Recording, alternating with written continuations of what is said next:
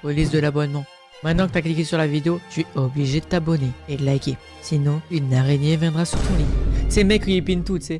Être accro au sexe, c'est quoi? Hypersexualité. Est-ce qu'on regarde ça? C'est chaud, les gars? Vrai ou faux? Dans une vidéo précédente, je vous ai demandé de me laisser des commentaires vrai ou faux. Déjà, calme-toi. Par contre, son éclairage est parfait, hein. L'éclairage est très beau. Par contre, si tu peux moins nous agresser la prochaine fois, ce serait bien. On va parler de sexualité, on va parler de choses un petit peu, voilà, coquines comme ça, donc je vous préviens, le retour des vrais ou faux, oh my god. Pour ceux qui sont pas au courant de ce format vrai ou faux, c'est un format que j'ai lancé. Vrai ou faux, la consommation de cannabis pur sans tabac est plus saine que la consommation de cigarettes ou de tabac en général. Ce n'est pas du tout le thème, t'as compris ça? J'allais dire, c'est pas le thème. De pas fumer, voilà. Vrai ou faux, un rapport intense peut retourner le cerveau, mémoire à court terme endommagée par exemple, ou changement total de comportement car trop fort ou intense. T'imagines un orgasme qui te fait perdre la mémoire. Je vais pas faire d'imitation. Là, c'est le seul moment où je vais pas faire d'imitation. Mais imagine, t'es tellement bien, t'es que ta meuf t'a tellement bien fait. Après avoir fait, t'es comme ça. Ouais, t'es qui? Mais juste t'es qui? Eh ben oui. C'est vrai, laissez-moi vous expliquer parce Oh. que c'est quand même une petite dinguerie. En tout cas, c'est ce qui est arrivé à un Américain de 52 ans en 2022. Alors sa tête, elle a pas littéralement explosé, hein, rassurez-vous, mais il s'est retrouvé avec un ictus amnésique, aussi appelé amnésie globale transitoire. En gros, après avoir fait crac-crac un petit peu fort, le mec a perdu temporairement une partie de sa mémoire. Là, c'est une dinguerie de faire ça. Un phénomène très rare, observé la plupart du temps chez des personnes entre 50 et 70 ans. Ah, je suis où? Ah, je suis où? Et il se traduit donc par une perte temporaire de la mémoire immédiate. Bon, heureusement, ça dure 24 heures max. Et comme cette amnésie est principalement antérograde, les personnes touchées ne se rappellent pas de ce mauvais moment. Antérograde, ça veut dire que tu te rappelles de tout ce qui s'est passé avant que tu te mettes à bugger, mais qu'aucun nouveau souvenir ne se forme, du moins tant que l'ictus amnésique n'est pas terminé. Du coup, tu te tapes plusieurs heures à te demander ce qui se passe, qu'est-ce que tu fous là, mais au moins, a priori, tu sais qui tu es. Et c'est vrai ou faux, Cléopâtre a inventé le premier vibro. Alors, ça peut paraître bizarre comme ça. Déjà, d'où il a l'info? Déjà, mais Cléopâtre. Alors, j'ai pas parlé du chat Cléopâtre, parce que là, bizarre. Mais Cléopâtre, pas le mec qui faisait les peintures, là? Mais c'est vrai que cette info, en fait, elle circule depuis un bon moment, et pourtant, elle est totalement fausse.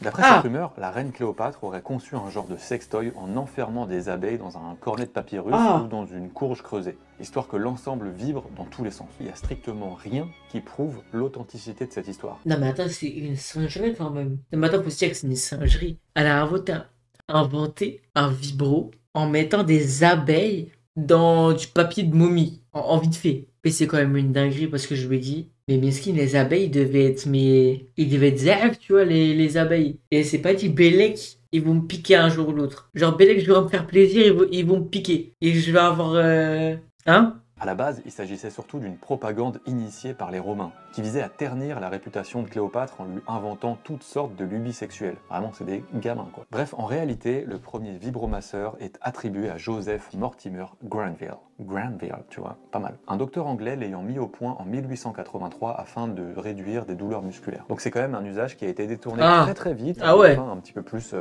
intime, tu vois. Ah, c'est chaud en vrai. Genre en mode, en 1800, je sais plus combien, il s'est dit, j'ai inventé un truc pour les douleurs musculaires, ce qui est bien. Genre là, oh, ça fait trop du bien et tout. Il y a une meuf, elle s'est dit, j'ai des douleurs musculaires, mais en bas. On va tester. Ça lui a fait du bien, elle s'est dit, on va révolutionner le game, les gars. Les gars, c'est parti, on va révolutionner le game. Plus d'un siècle plus tard, le vibromasseur il a bien évolué, en passant de l'appareil conçu par Granville à des petits engins high-tech au design ultra stylisé. Alors déjà, si ça, c'est le premier vibro, waouh, c'est effrayant. 100 balles! Et encore, il y a une réduction parce qu'avant, c'était 200 balles! Moi, je reste ici, moi, je suis comme ceux proposés par le sponsor de cette vidéo, Lelo. La transition est toute faite. C'est parfait. Donc aujourd'hui, cette vidéo est réalisée en collaboration avec Lelo, une marque de jouets pour se faire plaisir. Ce que j'aime bien avec Lelo, c'est le design des objets, premièrement. Vrai ou faux, l'ananas, le jus d'ananas.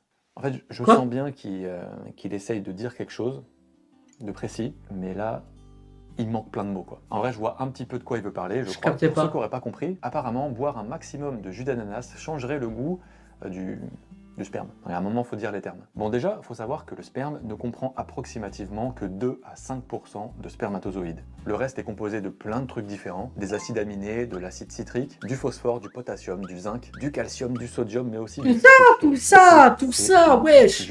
Même s'il n'existe pour l'instant aucune étude scientifique sur le goût du sperme, sa composition lui donne donc naturellement une saveur variant entre l'amer et le sucré, voilà. C'est un truc de ouf parce qu'il faut se dire qu'ils ont vu les trucs quelque part.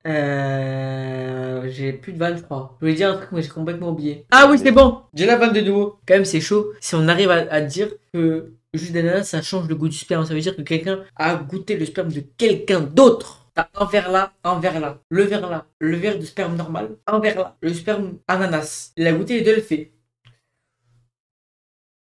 Goût normal. Oh! Oh, c'est de la frappe ananas de fou! Oh, la frappe du quartier! Oh là là là là! Pensez déjà à bien vous hydrater. Ouais, il avait l'eau dipidant! Vrai ou faux, le sexe oral n'est pas pratiqué seulement par les humains? Très bonne question. Vrai. Le sexe oral? Quand on parle de sexe oral, moi je pense à... Vrai en plus, même si c'est rare, à part les humains, en fait, il existe pas mal d'autres animaux dont l'activité sexuelle ne sert pas juste à la reproduction. Alors j'imagine que vous en avez déjà entendu parler, mais le bonobo, par exemple, niveau sexualité, il a aucune limite.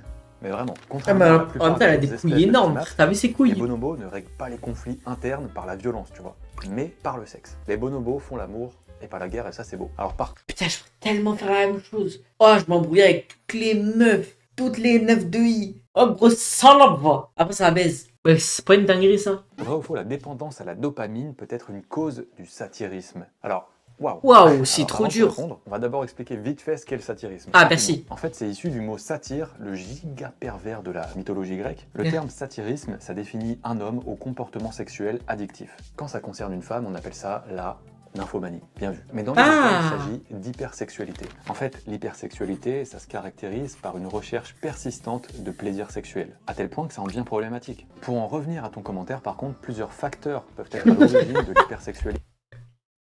C'est bon, j'ai vu une bite, je suis content, voilà. Ça peut être psychologique, neurobiologique, génétique, environnementaux, etc. Il y a plein de facteurs en fait. Mais concernant la dépendance à la dopamine dont tu parles, en fait la formulation, elle n'est pas tout à fait exacte, si je peux me permettre. Parce qu'en réalité, on a tous besoin de dopamine pour fonctionner. La dopamine, elle est synthétisée quotidiennement dans notre cerveau, et c'est un neurotransmetteur qui joue un rôle primordial dans notre motivation. Notre attention aussi, notre capacité d'apprentissage, etc. Bien souvent, c'est justement un déficit en dopamine qui peut potentiellement amener à avoir des comportements addictifs. Coucou, j'ai un vrai ou faux, mon psychiatre m'a parlé de ce phénomène, mais j'aimerais avoir plus de détails. Pas de souci. Les personnes atteintes de troubles de l'attention ou sous traitement antidépressif ont plus de mal à éprouver du plaisir. Bon bah finalement on y retourne. Comme je le disais, chez les personnes atteintes du trouble déficitaire de l'attention avec ou sans hyperactivité, alias le TDAH, le circuit de récompense il a tendance à pas mal déconner. Ce trouble du neurodéveloppement, il aurait pour origine un dysfonctionnement neurobiologique provoquant un déficit en dopamine, poussant donc les personnes TDAH à chercher à combler ce manque sans cesse. Les personnes atteintes de troubles de l'attention n'ont en réalité pas forcément plus de mal à éprouver du plaisir. C'est juste que parfois, elles ne lésinent pas sur les moyens pour y parvenir, tu vois. Alors attention, hein, je suis pas en train de dire que toutes les personnes souffrant de TDAH sont forcément atteintes d'une addiction, mais juste que, a priori, elles y sont plus sensibles en moyenne. Certains traitements peuvent en revanche avoir un impact sur la sexualité. C'est le cas notamment des psychostimulants comme les antidépresseurs ou les méthylphénidates. Alors si la dépression induit une perte de la capacité à éprouver du plaisir, les antidépresseurs peuvent en plus ajouter à ça des troubles de l'érection ou de l'éjaculation. Tandis que les Très sérieux là. Hein. Vrai ou faux, tu deviens un mage noir si tu le fais pas avant 40 ans. Enfin, moi je risque pas d'avoir de pouvoir magique parce que j'ai déjà fait l'amour plein de fois. Attends, t'as qu'à demander à mes potes comment j'ai adoré la...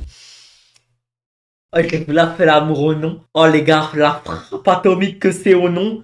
Petite question pour le vrai ou faux, les douleurs pendant et après les rapports, c'est normal? Très bonne question. C'est faux, ou plutôt c'est pas normal, mais il faut quand même apporter un peu de nuance à cette réponse. C'est pas normal, non, mais ça peut se produire pour un paquet de raisons différentes. Le plus important du coup, c'est d'abord d'en identifier les causes possibles. Alors déjà, ces douleurs plus ou moins importantes ressenties chez l'homme ou la femme pendant l'acte, ça porte un nom, c'est la dyspareunie. Les douleurs au vagin lors d'un rapport peuvent être causées par l'activité hormonale, par de potentielles infections, par la sécheresse vaginale, par de l'endométriose, par des troubles dermatologiques, mais aussi, et on a parfois tendance à les mettre de côté, par un certain nombre de causes psychologiques telles que l'anxiété par exemple, la gêne, un manque d'estime de soi, la peur, etc. C'est bon, il m'a déjà perdu. Cas, ces facteurs psychologiques peuvent aussi être à l'origine d'un autre trouble sexuel encore trop méconnu, le vaginisme. Un trouble en fait qui se caractérise par une contraction involontaire des muscles du plancher pelvien, empêchant quasiment toute pénétration vaginale. Dans tous les cas, quand on a mal en faisant crac-crac, c'est bien de pouvoir en parler ouvertement avec son ou sa partenaire. Alors on écoute l'autre, c'est important, on respecte son rythme et ses envies et surtout son consentement. Vrai ou faux, une petite partie des hommes perdent leur gland de lait à la même date, le 07-07, correspondant à la date de mue des libellules. T'es sûr qu'il y a un mec qui allait sortir le gland de lait? Oh, j'étais sûr. Merci mon gars. Très très faux.